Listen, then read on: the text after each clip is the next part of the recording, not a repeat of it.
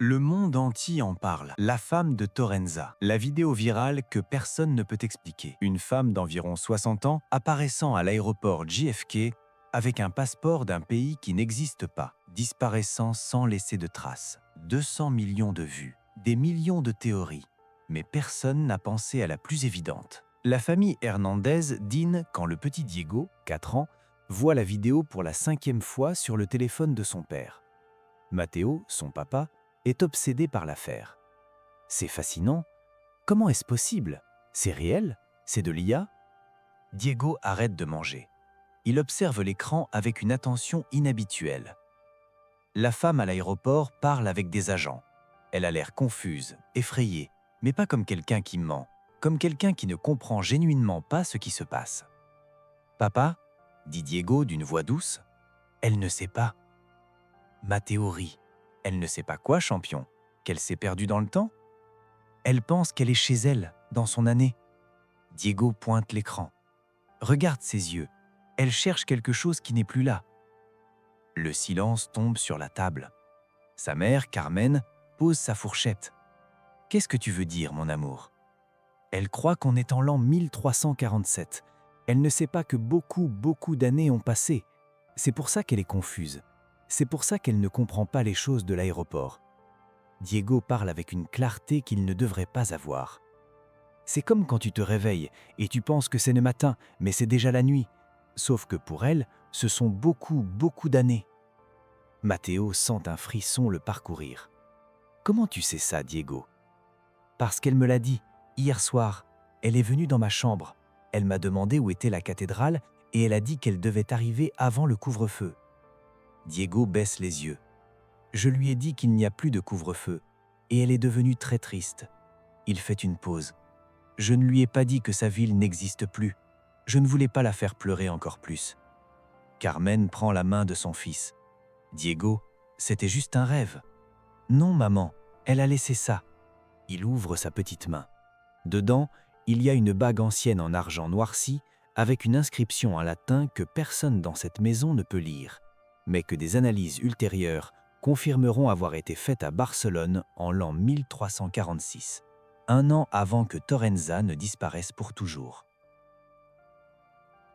Le lendemain matin, Matteo apporte la bague à un antiquaire spécialisé en pièces médiévales. Monsieur Robles, un homme de 70 ans avec des décennies d'expérience, examine la pièce sous sa loupe. Ses mains tremblent visiblement. « Où avez-vous trouvé ceci ?» Sa voix est à peine un murmure. « Mon fils dit que quelqu'un le lui a donné. » Monsieur Robles ne détache pas ses yeux de la bague. « Ceci est de l'argent du XIVe siècle, technique de fonte catalane. » Il sort un vieux livre, compare les symboles. Et cette inscription, c'est le sceau des marchands de Torrenza, un quartier commercial qui a disparu en 1348. Torrenza, comme Torrenza de la vidéo? Exactement. Sauf que le nom a été romanisé sur les réseaux sociaux, mais c'est le même endroit. Monsieur Robles regarde Matteo directement. Cette bague a presque 700 ans, et elle est en parfait état, comme si elle avait été faite hier. Cet après-midi-là, Carmen trouve Diego dans sa chambre, parlant tout seul. Elle s'approche de la porte entr'ouverte. « Pourquoi je ne peux pas voir ma famille ?» La voix de Diego sonne triste, comme s'il répétait une question que quelqu'un d'autre lui a posée. Silence. « Pourquoi ils ne sont plus là ?» Une pause. « Beaucoup de temps a passé. » Diego soupire. « Oui, je sais que c'est triste. Ma maman m'a expliqué que parfois, les gens partent et ne reviennent pas. » Carmen pousse la porte. « Avec qui tu parles, Diego ?» Son fils la regarde avec des yeux pleins de larmes. « Avec Vera. Maman, la dame de la vidéo est ici. Enfin, pas ici. Elle est comme au milieu. Elle dit qu'elle peut me voir, mais que tout le reste est flou. » Quoi d'autre, dit-elle? Qu'elle a peur, que les rues ne ressemblent pas à ce qu'elles devraient, que les gens s'habillent bizarrement, que les carrosses bougent tout seuls. Diego essuie ses larmes. Maman, elle pense qu'elle est malade, qu'elle a de la fièvre. C'est pour ça que tout lui semble étrange. Elle ne sait pas que le monde a changé. Carmen s'agenouille devant son fils. Pourquoi elle peut parler à toi? Parce que les enfants peuvent voir les deux choses, le temps de maintenant et le temps d'avant. Elle est coincée au milieu, comme quand un jouet tombe derrière le meuble. Elle n'est ni ici, ni là-bas, juste perdue. Il y en a d'autres comme elle? Diego hoche lentement la tête. Elle dit que oui, qu'elle voit parfois des ombres, d'autres personnes perdues, mais elles ne peuvent pas se parler. Chacune est piégée dans sa propre erreur de temps. Carmen serre son fils dans ses bras. Et pour la première fois, elle se demande si ce qui se passe n'est pas de l'imagination, mais quelque chose de beaucoup plus réel et beaucoup plus terrible. Le cas de Toranza explose encore plus. Une deuxième vidéo apparaît, filmée par un passager de l'aéroport avec son portable. Dans celle-ci, la femme parle clairement. « Où sont les murailles? Pourquoi y a-t-il tant de torches dans le ciel? Que sont ces bêtes de métal ?» Des experts analysent la vidéo, sa langue, son accent. C'est du catalan médiéval, un dialecte qui ne se parle plus depuis le XVe siècle. Linguiste confirme, personne ne pourrait falsifier ça sans des années d'études spécialisées. Matteo contacte le docteur Elias Campos, un physicien théorique de l'UNAM spécialisé en anomalies temporelles. « J'ai vu votre cas aux nouvelles, la bague, l'enfant, je dois vous parler. » Il se retrouve dans un café. Le docteur Campos a 50 ans, mais son regard est celui de quelqu'un qui a vu des choses qui ne devraient pas exister. « J'ai étudié la théorie du temps pendant 30 ans, et il y a quelque chose que la plupart ne comprennent pas.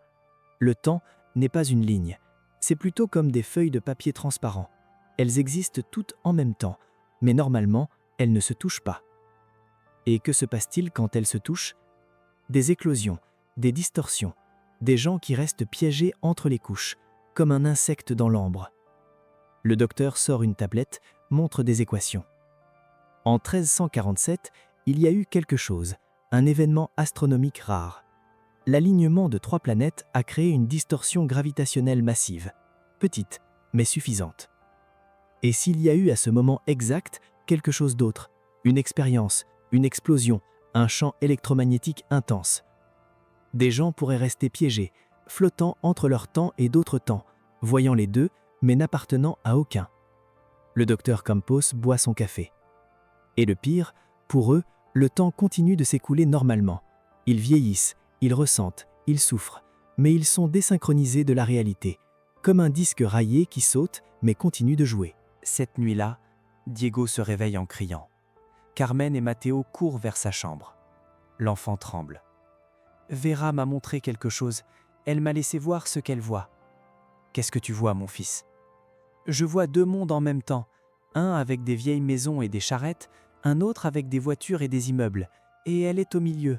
Elle voit les deux sans pouvoir toucher aucun. » Diego sanglote. « Papa, elle a tellement peur. Elle pense qu'elle devient folle. Ça fait des jours qu'elle est comme ça.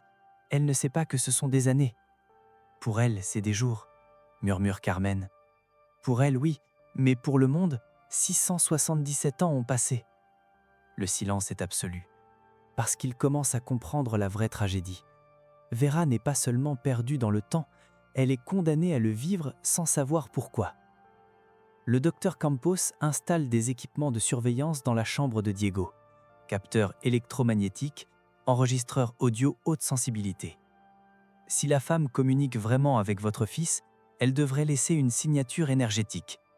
La première nuit, ils enregistrent quelque chose d'extraordinaire. À 3h17, tous les capteurs s'affolent. Fluctuation massive du champ électromagnétique. Et sur les enregistreurs audio, ils capturent une voix de femme, faible, distordue, mais claire. « Pourquoi mon mari ne vient pas? Je lui ai dit que je serais sur la place. Pourquoi tout est si étrange? Pourquoi les gens me regardent comme si j'étais un fantôme ?» La voix de Diego répond.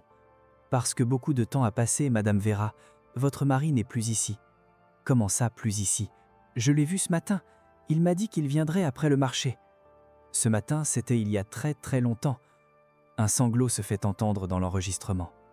Puis, silence. Les capteurs reviennent à la normale. Le docteur Campos réécoute l'audio encore et encore. Ce n'est pas possible. La voix vient de nulle part. Il n'y a pas de source physique. C'est comme si l'air lui-même vibrait avec ses mots. Qu'est-ce que ça signifie? Ça signifie qu'elle est littéralement entre les dimensions. Sa voix traverse parce que sa fréquence est désynchronisée, comme 2 radios sur des fréquences presque identiques. Parfois, elles se syntonisent pendant un moment. Une journaliste du journal local, Sofia Delgado, entend parler du cas. Elle demande une interview. Durant la conversation, elle montre quelque chose de troublant. J'ai enquêté, j'ai trouvé d'autres cas. Des personnes qui apparaissent dans des aéroports, des gares, des hôpitaux, toujours confuses, toujours parlant d'endroits qui n'existent plus. Elle montre des photographies d'archives psychiatriques. Les autorités les traitent comme des malades mentaux, les médicamentent, les enferment. 5 cas durant les 10 dernières années. Un homme qui insistait qu'il venait de Prusse orientale, une femme qui parlait de Yougoslavie, un autre qui jurait être de l'Union soviétique. Des pays qui n'existent plus, murmure Matteo. Exactement, mais pas parce qu'ils sont fous, parce qu'ils viennent d'une époque où ces pays existaient et ils ne savent pas qu'ils ont disparu. Sofia se penche vers l'avant. Combien de personnes errent dans le monde, perdues dans le temps, pensant qu'elles sont malades alors qu'en réalité elles sont déplacées. Cette nuit-là, Diego fait un dessin. C'est Vera, mais il y a quelque chose d'étrange. Elle est dessinée en 2 versions, une en noir et blanc, une en couleur, superposée. « Pourquoi tu l'as dessinée comme ça ?» demande Carmen. « Parce que c'est comme ça qu'elle se voit, maman. Une partie d'elle est dans son temps, l'autre est ici, et elle ne sait pas laquelle est réelle. » Sous le dessin, Diego écrit avec des lettres tremblantes. Les 2 sont réels, c'est ça qui lui fait peur. Une semaine plus tard, quelque chose change tout. Vera apparaît à nouveau. Mais cette fois, ce n'est pas à l'aéroport, c'est à Barcelone. Un touriste la filme marchant sur les Ramblas, complètement désorienté. La vidéo devient virale en quelques heures. Dans celle-ci, Vera regarde les immeubles modernes avec horreur, elle touche les voitures garées avec peur, elle crie quand un bus passe près d'elle. Et puis, elle dit quelque chose qui glace le sang de millions de personnes. « Où est ma fille? Où est ma petite Elena? Elle n'avait que 6 ans. Elle jouait il y a un instant. » La police l'arrête, l'emmène dans un hôpital psychiatrique. Les médecins l'examinent, physiquement saine, mais mentalement, insiste-t-il, elle délire. Ils lui donnent des sédatifs, la gardent en observation. Mais Diego connaît la vérité. Cette nuit-là, il dit à ses parents. Elle a laissé sa fille jouer sur la place. Elle est partie juste un moment pour acheter du pain. Quand elle est revenue, tout avait changé. La place était différente. Les bâtiments étaient différents. Et sa fille avait disparu. Disparu où? Elle est restée en 1347. Vera a traversé sans le vouloir. Et maintenant, elle la cherche. Elle pense que sa fille s'est perdue. Elle ne sait pas que sa fille a vécu toute sa vie, a vieilli et est morte il y a 600 ans. Carmen porte ses mains à sa bouche. Mon Dieu, le docteur Campos fait des calculs. Si elle est sortie de chez elle en 1347 et a traversé en 2024, pour elle, seuls quelques jours ont passé. Mais sa fille est restée dans le temps normal, a grandi sans sa mère, a probablement pensé que sa mère était morte, ou avait disparu, ou l'avait abandonnée. C'est une tragédie des 2 côtés, murmure Matteo. La nouvelle de l'arrestation de Vera explose. Des activistes exigent sa libération. Des scientifiques veulent l'étudier. Le gouvernement espagnol ne sait pas quoi faire. Et pendant ce temps, Vera reste à l'hôpital, suppliant pour sa fille, sans comprendre pourquoi personne ne l'aide. Diego ne peut pas dormir. Il dit à ses parents « Je dois lui parler, je dois lui expliquer. C'est la seule façon d'arrêter la douleur. Comment vas-tu faire ça, mon fils? Nous devons aller à Barcelone, nous devons la voir. Et moi, je dois lui dire la vérité. » Diego regarde ses parents avec des yeux pleins de larmes. Quelqu'un doit lui dire que sa fille va bien, qu'elle a vécu, qu'elle a été heureuse, qu'elle ne l'a pas abandonnée, qu'elle s'est juste perdue en chemin. Et comment sais-tu que sa fille a été heureuse? Diego sourit tristement. Parce que Vera me l'a montré. Elle m'a montré les souvenirs. Elena a grandi, s'est mariée, a eu 4 enfants, a vécu jusqu'à 80 ans. Et chaque nuit de sa vie, elle a prié pour sa mère perdue.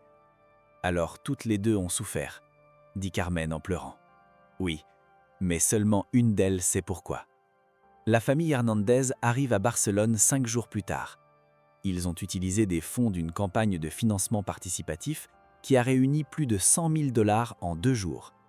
Le cas de « l'enfant qui parle avec la femme perdue » a capturé l'imagination du monde.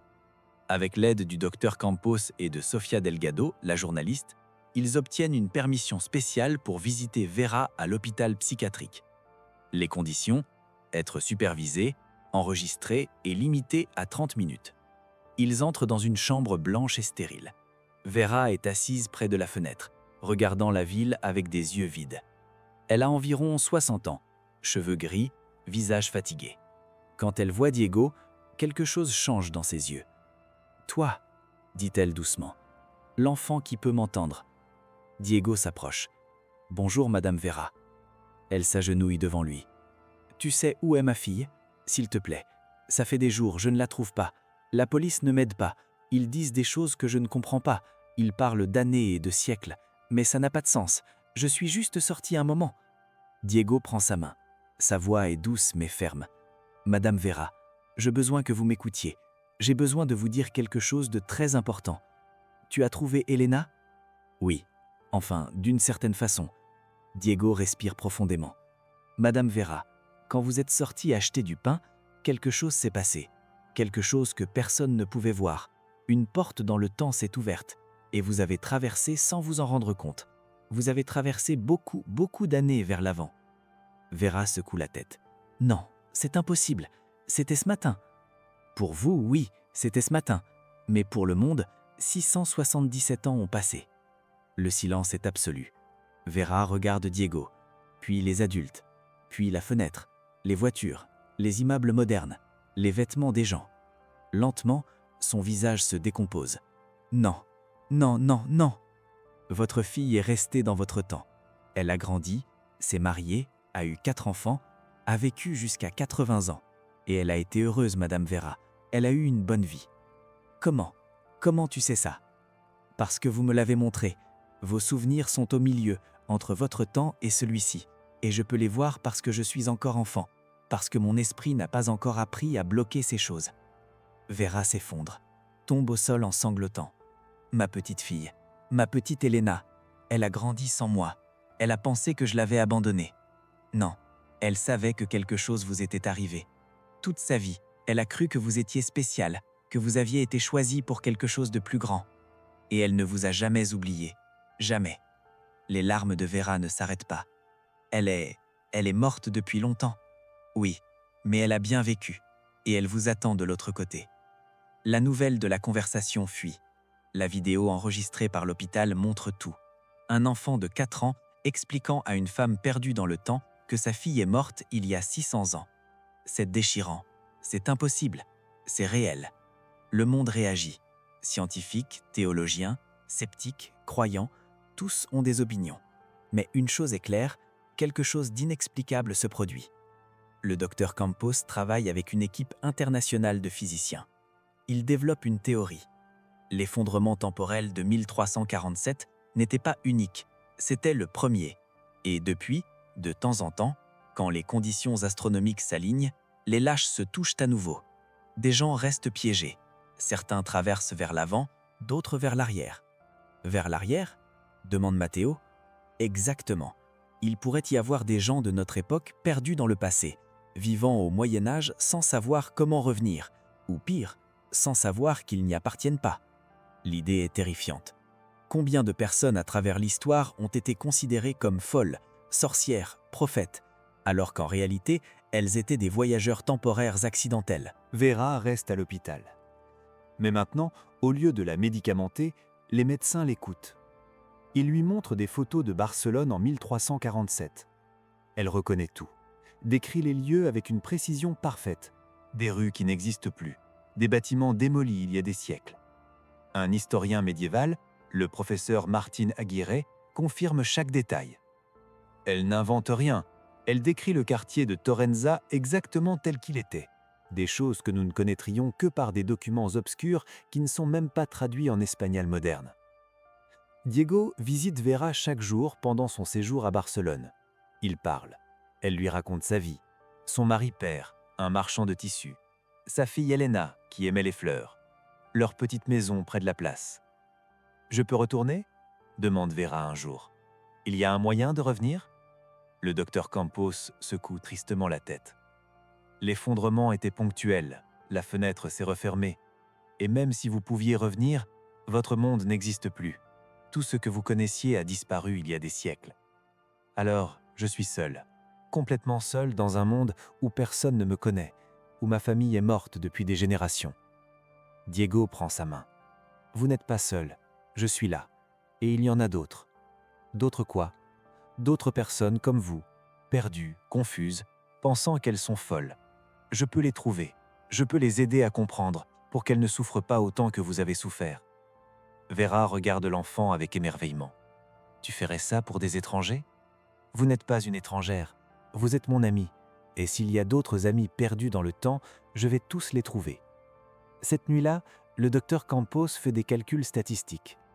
Si les effondrements temporels se produisent environ tous les 70 ans, et si seulement 0,1% ou 1% des personnes dans la zone affectée restent piégées, il fait une pause. Il pourrait y avoir de centaines de personnes perdues dans le temps, errant dans le monde sans savoir ce qui leur est arrivé. 2 mois après la rencontre avec Vera, quelque chose d'extraordinaire se produit. Des gens du monde entier commencent à signaler des cas similaires. Un homme à Tokyo qui insiste qu'il vient d'Edo en 1850, une femme à Londres qui parle anglais médiéval et cherche le pont de Londres qui a été démoli et reconstruit 3 fois depuis son époque. Diego est devenu un phénomène. Les médias internationaux l'appellent « l'enfant pont ». Sa capacité à communiquer avec les déplacés temporels est unique. Les scientifiques ne peuvent pas l'expliquer, mais ça fonctionne. La Fondation Hernandez crée une fondation, Voix entre Tiemps, Voix entre les temps. Leur mission, identifier, aider et donner de la dignité aux personnes perdues dans des effondrements temporels.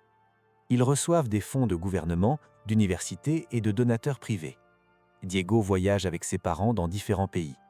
Il rencontre plus de gens comme Vera, un soldat romain apparu en Italie en 1987, une fillette victorienne trouvée à New York en 2003, un samouraï confus à San Francisco en 2015. Tous ont la même histoire. Un moment normal, un pas, et soudain, tout a changé. Mais ils ne s'en sont pas rendus compte immédiatement. Ils ont pensé qu'ils étaient malades, qu'ils hallucinaient, qu'ils devenaient fous. Le pire, ce n'est pas d'être perdu. Le pire, c'est que personne ne te croit, te traite comme un fou, t'enferme, et tu commences à douter de toi-même, à penser que peut-être tu es vraiment fou, que tout ce dont tu te souviens était un rêve. Diego documente chaque cas.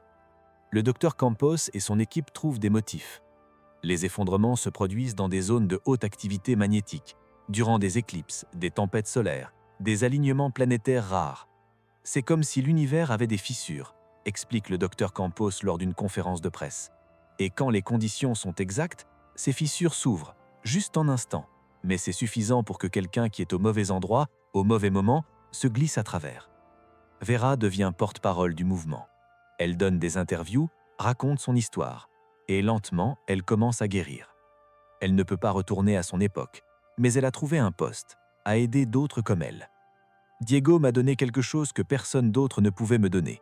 Il m'a donné la vérité. Et la vérité, même si elle fait mal, est meilleure que la folie. Maintenant, je sais que je ne suis pas folle, je sais ce qui m'est arrivé, et même si j'ai tout perdu, au moins je sais pourquoi. 1 an après le premier contact, la Fondation a identifié 47 cas confirmés dans 22 pays. 47 personnes qui comprennent enfin qu'elles ne sont pas folles, juste perdues. Et Diego Hernandez, un enfant maintenant âgé de 5 ans, est leur guide vers une certaine forme de paix. Mais la plus grande histoire est encore à venir. Octobre 2025. Exactement 1 an après que Diego ait rencontré Vera. Le docteur Campos fait une découverte alarmante en analysant les données de tous les cas documentés. Les effondrements augmentent en fréquence, annonce-t-il lors d'une réunion d'urgence. Durant les 100 dernières années, nous en avons enregistré un tous les 70 ans environ. Mais durant les 20 dernières années, nous en avons eu 12. Et cette dernière année, 5. Qu'est-ce que ça signifie ? Demande Mathéron. Ça signifie que quelque chose change. Les couches du temps deviennent plus instables. Les fissures durent plus longtemps, s'ouvrent plus fréquemment. Pourquoi ? Le docteur pointe des graphiques complexes. Activité solaire anormale, changement dans le champ magnétique terrestre et... il hésite. Et quelque chose d'autre. Quelque chose que je ne peux pas mesurer, mais que Diego décrit constamment. Quoi ? Il dit qu'il sent une pression, comme si quelque chose de l'autre côté poussait, essayant d'ouvrir les fissures exprès. Tous restent silencieux. L'idée est terrifiante. Et si quelqu'un ou quelque chose manipulait les effondrements temporels ? Cette nuit-là, Diego a une vision plus intense que jamais. Il se réveille en criant. Quand ses parents arrivent, il tremble violemment. J'ai vu quelque chose de grand.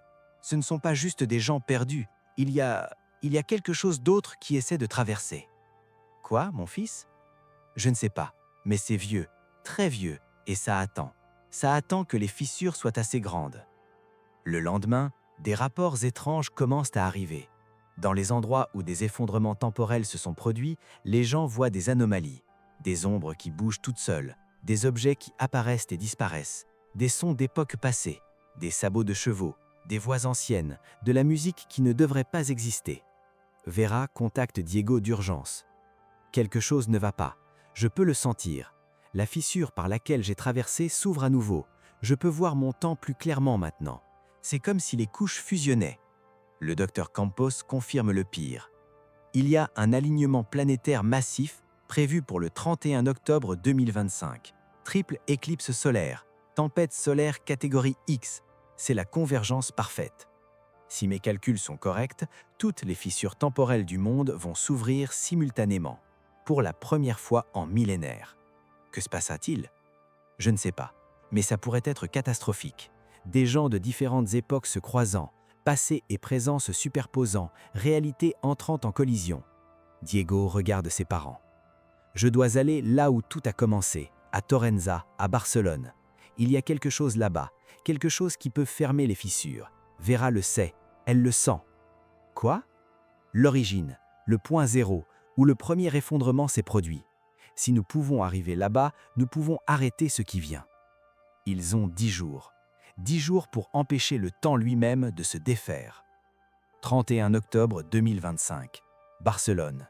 L'équipe internationale converge vers les ruines excavées sous la basilique Santa Maria del Mar, au lieu où se trouvait autrefois Torrenza, où tout a commencé en 1347. Diego est là, Vera est là, le docteur Campos et son équipe, Carmen et Matteo, 50 scientifiques, des caméras du monde entier diffusant en direct. À 23h17, ça commence. Le ciel s'obscurcit complètement durant la triple éclipse. La Terre tremble légèrement. Et alors, les fissures s'ouvrent. Elles ne sont pas invisibles. Cette fois, elles sont visibles, des déchirures littérales dans l'air. À travers elles, on peut voir d'autres temps, des rues médiévales, des charrettes, des gens en vêtements anciens regardant vers le présent avec la même confusion que les modernes regardent vers le passé. « Ça se produit !» crie le docteur Campos. « Les couches entrent en collision. » Diego marche vers le centre des ruines. Il y a une pierre là, ancienne, avec des symboles que personne n'a pu traduire. Vera marche avec lui. Cette pierre était sur ma place. Je me rappelle que mes parents m'ont dit de ne jamais la toucher, qu'elle était sacrée, qu'elle protégeait le village. Diego pose sa main sur la pierre, ferme les yeux. Et alors, il comprend. Ce n'est pas une pierre normale, c'est une encre. Elle maintient les couches séparées. Mais en 1347, quelque chose l'a endommagée. Un éclair, un tremblement de terre, et les couches se sont touchées pour la première fois. C'est pour ça que Torrenza a disparu. C'est pour ça que Vera est restée piégée. « Que faisons-nous » demande Matteo. « Je dois la réparer, mais je ne peux pas le faire tout seul. » Diego regarde Vera. « J'ai besoin de quelqu'un qui soit entre les couches, quelqu'un qui puisse toucher les deux côtés. » Vera comprend immédiatement. « Je vais mourir, n'est-ce pas, Diego ?» Il hoche la tête, les larmes aux yeux. « Votre énergie est ce qui peut sceller les fissures, parce que vous faites partie des deux temps. Vous êtes le pont, et les ponts doivent parfois se fermer pour que les côtés soient en sécurité. » Vera sourit. « C'est bon. J'ai vécu plus que je n'aurais dû. 677 ans hors de mon temps. Il est temps de me reposer. » Elle place ses mains sur la pierre à côté de celle de Diego. L'énergie coule. Les fissures commencent à se fermer, lentement, douloureusement. Vera commence à s'estomper, comme si elle était faite de fumée.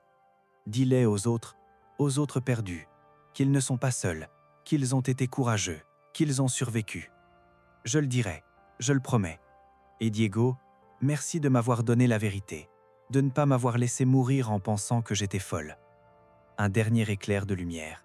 Les fissures se referment complètement. Vera disparaît. La pierre brille un moment, puis s'éteint. Silence absolu. L'éclipse se termine. La lune libère le soleil. La lumière revient. Les analyses ultérieures confirment que les anomalies temporelles ont disparu. Les fissures sont scellées, Le temps s'écoule normalement à nouveau. Mais Diego sait quelque chose que personne d'autre ne sait. Au dernier moment, avant de disparaître, Vera a vu quelque chose, et elle lui a montré. Elle a vu sa fille, Elena, l'attendant de l'autre côté, les bras ouverts, souriant. Et finalement, après 677 ans perdus, Vera a trouvé le chemin vers la maison. 2 ans plus tard, Diego a 7 ans. La fondation Voces Entre Tiempos est maintenant internationale. Ils ont aidé plus de 200 personnes déplacées temporellement à trouver la paix, la compréhension et la dignité. Diego ne peut plus parler avec les perdus comme avant, son esprit grandit, les barrières se forment. Mais il a formé d'autres enfants, des enfants spéciaux qui peuvent encore voir entre les couches. Un jour, en organisant les archives de Vera, il trouve quelque chose, une lettre, écrite en catalan médiéval, traduite par le professeur Aguirre. Elle dit « À celui qui trouvera ceci, je m'appelle Elena, fille de Vera de Torenza. Ma mère est disparue quand j'avais 6 ans. Ils ne l'ont jamais retrouvée. Mais j'ai su dans mon cœur que quelque chose de spécial lui était arrivé, qu'elle ne m'avait pas abandonnée, qu'elle avait été appelée par quelque chose de plus grand. J'ai vécu une bonne vie. Je me suis mariée, j'ai eu des enfants, j'ai vieilli entouré d'amour. Et chaque nuit, j'ai prié pour elle, où qu'elle soit. Si quelqu'un un jour trouve cette lettre, et si par miracle vous trouvez ma mère, dites-lui que je lui ai pardonné, que je l'ai comprise, et que je l'attendrai de l'autre côté avec un amour éternel. » Elena, 1402. Diego pleure en lisant. Parce que maintenant il sait avec certitude, Vera a reçu ce message. Au dernier moment de son existence, elle a su que sa fille l'avait aimé, lui avait pardonné et l'attendait. Et c'était suffisant.